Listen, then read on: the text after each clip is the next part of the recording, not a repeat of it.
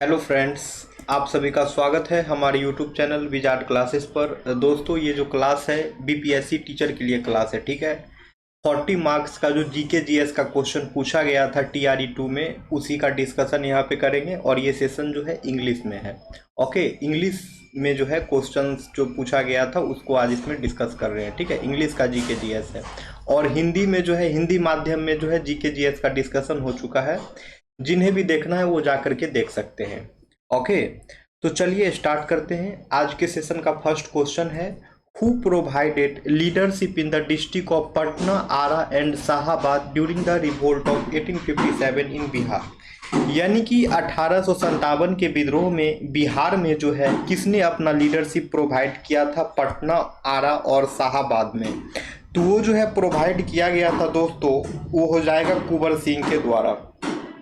Option C, Kunwar Singh के द्वारा जो है लीडरशिप प्रोवाइड किया गया था पटना, आरा और शाहाबाद में। अब है the partition of Bengal was made effective on. ठीक है, अब यहाँ कह रहा है कि बंगाल विभाजन जो था वो कब से जो है इफेक्टिव हुआ था। ठीक है, कब से जो है प्रभावी हुआ था। तो बंगाल विभाजन जो है वो इफेक्टिव जो हुआ था दोस्तों, वो हुआ था 16 अक्टूबर 1905 से। अब है the quit India resolution was adopted by the Congress in Bombay on. तो अब यहाँ पे पूछ रहा है कि बताइए क्विट इंडिया रिजोल्यूशन जो है वो कांग्रेस के द्वारा बॉम्बे में कब एडॉप्ट किया गया था। तो बॉम्बे में जो है कांग्रेस के द्वारा एडॉप्ट किया गया था वो हो जाएगा दोस्तों 8 अगस्त 1942 को। अब है the British ruled India for a long period due to the. British जो है, अंग्रेज जो है वो भारत में बहुत ही लंबे पीरियड तक के लिए जो है शासन किए हैं। तो इसके पीछे का कारण क्या था। तो इसके पीछे का जो कारण था दोस्तों वो हो जाएगा option C, policy of divide and rule. यानी कि बांटो और राज्य करो की नीति के तहत जो है ब्रिटिश जो है इंडिया में लंबे समय तक शासन किए। अब है Queen Victoria's proclamation was issued on which of the following date. तो ये जो है दोस्तों ये हो जाएगा 1 नवंबर 1857, यानी कि 1 नवंबर 1857 जो है इसका करेक्ट आंसर हो जाएगा। सॉरी, ये नहीं होगा, इसका 1 नवंबर 1858 जो है ना वो होगा करेक्ट आंसर। ठीक है, 1 नवंबर 1858 जो है दोस्तों वो होगा इसका करेक्ट आंसर। अब है which of the following statement are correct. इनमें से जो है कौन सा स्टेटमेंट जो है करेक्ट है वो पूछ रहा है। तो more than one of the above हो जाएगा। अब है who among the following became India's unofficial ambassador to England.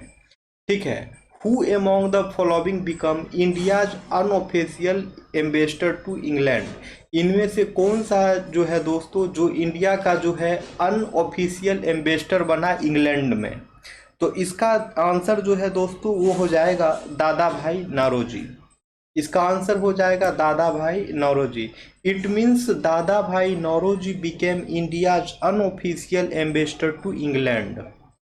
अब है who describe the Government of India Act 1935 as a charter of slavery.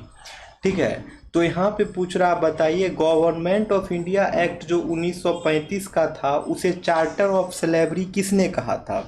तो उसे चार्टर ऑफ स्लेवरी जो कहा था दिए गए ऑप्शन में से कोई नहीं हो जाएंगे। ठीक है, ऑप्शन ई होगा इसका करेक्ट आंसर। अब आते हैं नेक्स्ट क्वेश्चन में। हिंदी में तो इसका डिस्कस हो ही चुका है कल के सेशन में। ठीक है, अब यहाँ पे है during the monsoon season in India most of the cyclones have their origin. यानी कि मानसून सीजन जब इंडिया में होती है तो most of the cyclones have their origin. तो मैक्सिमम जो साइक्लोन्स हैं उसके ओरिजिन जो हैं कहाँ पे होते हैं। ठीक है, तो उसके ओरिजिन जो है दोस्तों वो जो है होते हैं option B, between 10 degree north and 15 degree north latitude के बीच में। ठीक है, 10 डिग्री नॉर्थ और 15 डिग्री नॉर्थ लैटिट्यूड के बीच में जो है मोस्ट ऑफ द साइक्लोन्स के जो है ओरिजिन होते हैं during the monsoon season in India. Okay friends, तो अब आते हैं नेक्स्ट क्वेश्चन पे। अब है which of the following areas is not landslide prone areas. इनमें से जो है कौन सा जो क्षेत्र है वो लैंडस्लाइड प्रोन एरियाज नहीं है। तो इसका आंसर हो जाएगा दोस्तों ईस्टर्न घाट। इसका आंसर हो जाएगा ईस्टर्न घाट। ईस्टर्न घाट जो है वो लैंडस्लाइड प्रोन एरियाज नहीं है। ईस्टर्न घाट जो है वो लैंडस्लाइड प्रोन एरिया नहीं है। अब है which of the following coast of India is most affected by violent tropical cyclones. इनमें से जो है भारत का कौन सा तट जो है, भारत का कौन सा कोस्ट जो है वो ज़्यादातर अफेक्टेड होते हैं वायलेंट ट्रॉपिकल साइक्लोन्स से। तो इसका आंसर जो है वो हो जाएगा ऑप्शन बी, कोरोमंडल कोस्ट। यानी कि भारत के कोरोमंडल तट जो हैं वो जो है साइक्लोन से जो है बहुत ही जो है ट्रॉपिकल साइक्लोन से जो है काफ़ी ज़्यादा इफेक्ट होते हैं। अब है when running water cuts through clay soils and makes deep channels they lead to, तो इसका आंसर हो जाएगा दोस्तों, उसे जो है गली इरोजन कहते हैं। इसको जो है गली इरोजन कहते हैं। अब है क्वेश्चन नंबर 61 नंबर क्वेश्चन जो है पूछ रहा है which of the following receives heavy rainfall in the month of October and November. अक्टूबर और नवंबर के महीने में जो है कौन जो है सबसे ज़्यादा हेवी रेनफॉल रिसीव करता है। तो ये जो है रिसीव करता है कोरोमंडल कोस्ट।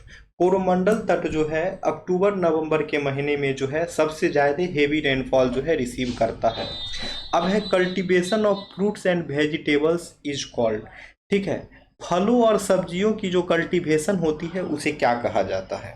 तो उसे जो है हॉर्टिकल्चर कहा जाता है। फलों और सब्जियों की जो कल्टीवेशन होती है उसे हॉर्टिकल्चर कहा जाता है दोस्तों। अब आते हैं नेक्स्ट क्वेश्चन पे। ठीक है, तो नेक्स्ट क्वेश्चन जो है यहाँ पे वो पूछ रहा है name the former president of China who crushed the pro democracy movement in 1989। तो इसका आंसर जो है वो हो जाएगा जियांग जेमिन। अब है who has elected for the second term as Ireland prime minister. Ireland के प्राइम मिनिस्टर के तौर पे सेकेंड टर्म में कौन सेलेक्ट हुए हैं। तो वो सेलेक्ट हुए हैं दोस्तों लियो बराडकर। अब है next question African union was made a permanent member in the G20 summit held in India. Who is the chairman of African union. Current affairs का क्वेश्चन है। तो इसका जो है प्रेजेंट जो है who is chairman of African union जो थे वो हो जाएगा अलाजी ओसोमानी। अब आते हैं नेक्स्ट क्वेश्चन पे as per geographical area arrange the following physiographic units of India in ascending order. तो जोग्राफिकल एरिया के तहत जो है भारत के जो ये फिजियोग्राफिक यूनिट है उन्हें असेंडिंग ऑर्डर में जो है सजाना है। ठीक है, तो असेंडिंग ऑर्डर में करना है तो ऑप्शन ए हो जाएगा। यानी कि सबसे पहले जो है दोस्तों कोस्टल प्लेन होंगे, फिर सेंट्रल हाईलैंड्स होंगे, फिर ग्रेट प्लेन्स होंगे, अब फिर जाकर के जो है नॉर्दर्न माउंटेन्स होंगे। ठीक है, तो इसका आंसर जो है ऑप्शन ए हो जाएगा। अब है arrange the following ranges from north to south in sequence. ठीक है, नॉर्थ टू साउथ इसे सीक्वेंस में करना है तो इसका जो है ऑप्शन बी हो जाएगा। यानी कि सबसे पहले जो है काराकोरम होगा, फिर लद्दाख होगा, फिर जांस्कर होगा और फिर पंजाल होगा। अब आते हैं नेक्स्ट क्वेश्चन पे दोस्तों। नेक्स्ट क्वेश्चन जो है करंट अफेयर्स का क्वेश्चन है, ये भी करंट अफेयर्स का ही क्वेश्चन है। ठीक है, फिर ये भी करंट अफेयर्स का ही क्वेश्चन है, ये भी करंट अफेयर्स, ये भी करंट अफेयर्स। तो करंट अफेयर्स कराने का कोई फ़ायदा बनता नहीं है। ठीक है, और अब फिर साइंस का क्वेश्चन है यहाँ पे। तो साइंस का क्वेश्चन को डिस्कस कर लिया जाए। यहाँ पे है the process in which atmospheric carbon dioxide is converted into carbohydrate during photosynthesis is called. वो प्रोसेस जिसमें कि एटमॉस्फेरिक कार्बन डाइऑक्साइड जो है जिसे कन्वर्ट किया जाता है कार्बोहाइड्रेट में ड्यूरिंग फोटोसिंथेसिस, तो उसे क्या कहते हैं। ठीक है, तो फोटोसिंथेसिस के दौरान जो है इसे कन्वर्ट जो किया जाता है इसे क्या कहा जाता है। तो इसे जो है कहा जाता है रिडक्शन। अब नेक्स्ट क्वेश्चन है the quality of a printer is determined as. Printer को क्वालिटी को किससे डिटरमाइन करते हैं। तो प्रिंटर को क्वालिटी को जो है डॉट्स पर इंच से जो है डिटरमाइन करते हैं दोस्तों। अब आते हैं नेक्स्ट क्वेश्चन पे trachoma disease is related to. Trachoma disease जो है वो किससे रिलेटेड है। तो ट्रैकोमा डिजीज जो है दोस्तों वो जो है आइज से रिलेटेड है। अब है which of the following makes use of Newton's third law of motion. इनमें से कौन सा जो है Newton's third law of motion का जो है यूज करता है। तो इसका आंसर जो है दोस्तों वो हो जाएगा option D. Okay, more than one of the above होगा। अब है यहाँ 46 number particles which can be added to the nucleus of an atom without changing its chemical properties are called। यानी कि वो पार्टिकल्स जिसे ऐडेड किया जाता है न्यूक्लियस ऑफ एन एटम में बिना उसके केमिकल प्रॉपर्टीज को चेंज किए हुए, तो उसे क्या कहते हैं? तो उसे जो है न्यूट्रॉन्स कहते हैं, उसे जो है न्यूट्रॉन्स कहते हैं। अब आते हैं नेक्स्ट क्वेश्चन पे दोस्तों। नेक्स्ट क्वेश्चन है myopia is a disease in which, अच्छा ये तो मैथ का क्वेश्चन, हाँ यही क्वेश्चन करना है। Myopia is a disease in which a person can not see. Myopia जो है एक डिजीज है जिसमें जो है पर्सन क्या नहीं देख पाता है। तो मायोपिया में जो है दोस्तों पर्सन जो है ना डिस्टेंट ऑब्जेक्ट यानी कि दूर का वस्तु जो है वो क्लियर नहीं देख पाता है। मायोपिया में जो है डिस्टेंस ऑब्जेक्ट को क्लियर नहीं देख पाता है, यानी कि दूर की वस्तुएं को जो है वो क्लियर नहीं देख पाता है। अब the term heredity chiefly refers to, तो टर्म हेरिडिटी जो है वो किस चीज़ को रेफर करता है? तो टर्म हेरिडिटी जो है दोस्तों वो जेनेटिक्स को रेफर करता है। ठीक है, अब क्वेश्चन है the cans in which food is packed or coated with tin and not zinc because, यानी कि वो कैंस जिसमें जो है फूड को पैक्ड किया जाता है उसे कोट किया जाता है टीन से और जिंक से नहीं किया जाता है। क्यों, ऐसा क्यों? तो ऐसा इसलिए क्योंकि zinc is more reactive than tin. Zinc जो है ना वो टीन से ज़्यादा रिएक्टिव होता है, इसलिए जो है उसे जिंक से जो है नहीं कोटेड किया जाता है। ओके फ्रेंड्स, तो आज का क्वेश्चन तो लग रहा है यहीं पे एंड हो गया है। देख लेते हैं, वैसे हाँ एंड हो ही गया है। अब ये मैथमेटिक्स का क्वेश्चन है। ठीक है फ्रेंड्स, तो चलिए सेशन को एंड करते हैं। अगर आप लोग को दोस्तों वीडियो पसंद आता है तो वीडियो को लाइक अवश्य करें, चैनल को सब्सक्राइब भी कर लें। इस चैनल पे जो है अभी क्वालिफाइंग हिंदी इंग्लिश जो पूछे गए थे उसका भी वीडियो आने वाला है बहुत जल्द। आप लोग चैनल से जुड़े रहें, अपडेट मिलता रहेगा। Okay friends, thank you everyone.